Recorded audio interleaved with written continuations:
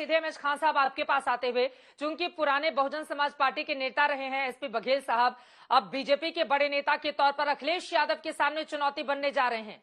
करगल seat को किस तरह से देख रहे हैं आप? मुकाबला दिलचस्प होगा, कांटे की टक्कर होगी या एक तरफा होगा जैसे सपा का दावा है? नहीं चित्रा जी, देखिए कोई भी चुनाव जो है एक तरफा नहीं होता है। हर चुनाव जो है अपने दुश्मन को कभी कम नहीं आंकना चाहिए और सोच समझ के बात करनी चाहिए। देखिए इसे कह रहे थे अखिलेश जी कि वहां पर क्या फैक्ट्री लगा दिया, क्या संसाधन जुटा दिया, तो ना भारतीय जनता पार्टी ने कुछ किया है, ना वहां पर समाजवादी पार्टी ने कुछ किया है। अगर जातिवादी पर ही चुनाव लड़ना है तब तो भगवान भरोसे भाई इस उत्तर प्रदेश का कि जातिवाद के ऊपर आप चुनाव लड़ रहे हैं। कह रहे हैं कि वहाँ आजमगढ़ से पहले कहा आपने कि जनता से पूछेंगे, आजमगढ़ की जनता को आपने ठुकरा दिया। जनता अब हो सकता है आजमगढ़ की जनता ने आपको ठुकरा दिया हो, तो आप करहल चले आए। करहल में लड़िए चुनाव, सभी पार्टियां लड़ेंगी चुनाव। और जो जिस तरह का जैसे गुंडागर्दी का राज हुआ करता था समाजवादी पार्टी में और भारतीय जनता पार्टी में सांप्रदायिकता बढ़ती चली जा रही थी, तो इस सब का जवाब बहुजन समाज पार्टी है। बहुजन समाज पार्टी वहां अपनी उपस्थिति दर्ज कराएगी और देखिएगा चुनाव का परिणाम बहुत अच्छा निकल के आएगा, जनता तो के हित वही में बात हो गई आएगा। ना और सर, अब जनता आप हल्के शब्दों में कह रहे हैं उपस्थिति दर्ज कराएगी। मैं पूछ रही हूँ कांटे की टक्कर होगी कि नहीं होगी? उपस्थिति दर्ज कराने में और टक्कर देने में तो फर्क होता है ना एमएच खान साहब। उपस्थिति तो कोई भी जाकर दर्ज करा देगा, कागज पे लिख जाएगा, लेकिन कांटे की टक्कर में तो मजा है राजनीति का।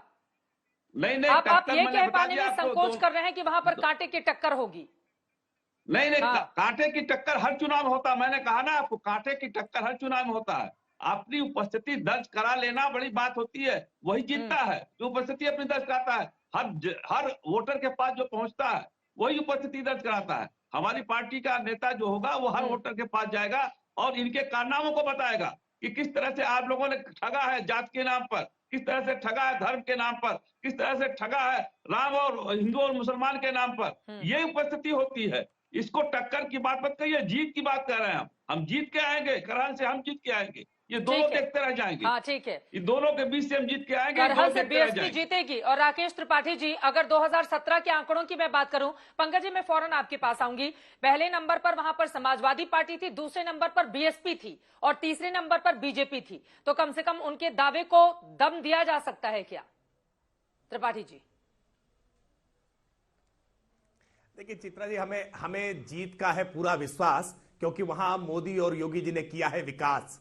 हमने लोगों को शौचालय दिए हैं, हमने उज्ज्वला गैस के कनेक्शन दिए हैं, हमने बिजली के सौभाग्य योजना के तहत कनेक्शन दिए हैं, हमने गरीबों को पक्के मकान दिए हैं, हमने उत्तर प्रदेश में अच्छी कानून व्यवस्था दी है, हमने किसानों को सम्मान निधि दी है। हमारी लाभार्थियों की संख्या जितनी है, हम लाभार्थियों की संख्या के भरोसे चल रहे हैं। ये जाति के समीकरण बनाने की कोशिश करेंगे, ये मजहब का ध्रुवीकरण करने की कोशिश करेंगे, लेकिन हम उत्तर प्रदेश में विकास के मुद्दे पर ही बात करेंगे। आज अखिलेश यादव जी ने अपना नामांकन दाखिल करते समय ट्वीट करके कहा है कि मैं मिशन पर निकला हूं। किस चीज का मिशन पर निकले हैं? ये गुंडागर्दी का मिशन है, ये माफियाओं का मिशन है, ये उत्तर प्रदेश में तुष्टीकरण का मिशन है, उत्तर प्रदेश में जिस तरह से भ्रष्टाचार फैला रखा था यह भ्रष्टाचार का मिशन है, या हर सरकारी योजनाओं में उनके कमीशन का मिशन है? उत्तर प्रदेश इस बात को पहचानता है। अखिलेश यादव जी की पराजय की शुरुआत करहल से होने वाली है। वो ये सोच करके गए थे कि लोकसभा क्षेत्र पिताजी का है, पिताजी की छांव में। क्यों नहीं हिम्मत हुई कि आजमगढ़ में जाकर के चुनाव लड़े? आजमगढ़ से डर लगने लगा क्या? जहां एक बार चुनाव लड़ लेते हैं वो क्षेत्र में दोबारा जाने की हिम्मत क्यों नहीं हो पाती है? इसलिए क्योंकि उत्तर प्रदेश की जनता ये जान जाती है, जहां से वो चुनाव लड़ करके जाते हैं उस क्षेत्र में दोबारा वहां जाते नहीं, विकास के कार्य करते नहीं, अपने जनप्रतिनिधि होने के नाते जो दायित्व है उस दायित्व का निर्वहन करते नहीं। कई बार आजमगढ़ में उनके गुमशुदगी के पोस्टर लगे, आजमगढ़ की जनता इंतजार करती रही कि उनके सांसद कोरोना के कालखंड में उनका संबल देने के लिए आएंगे, लेकिन अखिलेश यादव जी तो वैक्सीन को भी भाजपा ही बता रहे थे। यह जवाब तो उनको करहल में भी देना पड़ेगा कि ये वैक्सीन लगा करके जो नरेंद्र मोदी जी ने मुफ्त वैक्सीन भेजी है, योगी आदित्यनाथ जी के तंत्र ने जो लोगों को वैक्सीन लगाई है और वैक्सीन लगा करके जो लोगों की जान बचाई है, ये अखिलेश जी से सवाल तो पूछेंगे ना कि आप तो भाजपा ही वैक्सीन बता रहे थे। अगर ये वैक्सीन न होती तो इस कोरोना में कितना नुकसान झेलना पड़ता। इस जो नकारात्मक पॉलिटिक्स की बात अभी पूर्वी जी कह रही थी कि नकारात्मक पॉलिटिक्स करते हैं, नकारात्मक पॉलिटिक्स क्या होती है ये मुजफ्फरनगर के लोगों से पूछिए, ये रामपुर के लोगों से पूछिए और ये मैनपुरी के लोगों से भी पूछिए। उत्तर प्रदेश का कोई ऐसा जिला जिला नहीं है जिस जिले में कर्फ्यू लगाने की नौबत ना आती हो। उत्तर प्रदेश का कोई ऐसा जिला नहीं है जिस जिले में माफियाओं का पैरेलल नेटवर्क समाजवादी पार्टी के शासनकाल में ना चलता हो। समाजवादी पार्टी के शासनकाल में अपराधियों की जाति देखी जाती थी, अपराधियों का मजहब देखा जाता था। पूरी समाजवादी सरकार, पुरानी सरकार को यही कहते हुए घेरा है। उस पर मैं आपका जवाब लूंगी, लेकिन जल्दी से पंकज श्रीवास्तव जी को। पंकज जी, क्या बघेल को करहल से उम्मीदवार बनाकर अखिलेश को घेर पाएगी बीजेपी? पहले करहल पर आपकी टिप्पणी मैं ले लेती हूं। किस तरह का मुकाबला इस वक्त आप देख रहे हैं मैनपुरी के इस करहल सीट पर?